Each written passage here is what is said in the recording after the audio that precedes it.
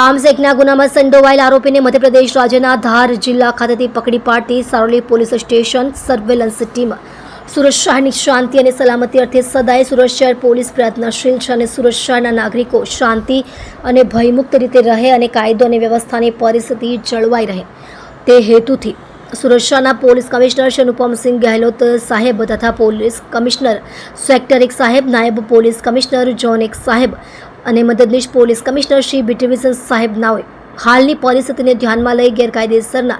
અગ્નિશસ્ત્રો, દારૂ, ગોળો તથા સુરત શહેરમાં હથિયારોની હેરાફેરી કરતા ઇસમોને શોધી કાઢવા તથા વિવિધ ગુનાઓના નાસ્તા ફરતા આરોપીઓને પકડી પાડવા સારું સૂચના કરેલ હોય જે સૂચના અને માર્ગદર્શનના આધારે પોલીસ ઇન્સ્પેક્ટર શ્રી એસ.આર. વેકરિયાનાઓની આગેવાની હેઠળ surveillance police sub inspector SR. Rana તથા બીજા સર્વેલન્સ સ્ટાફના માણસો સાથે અલગ અલગ ટીમો બનાવી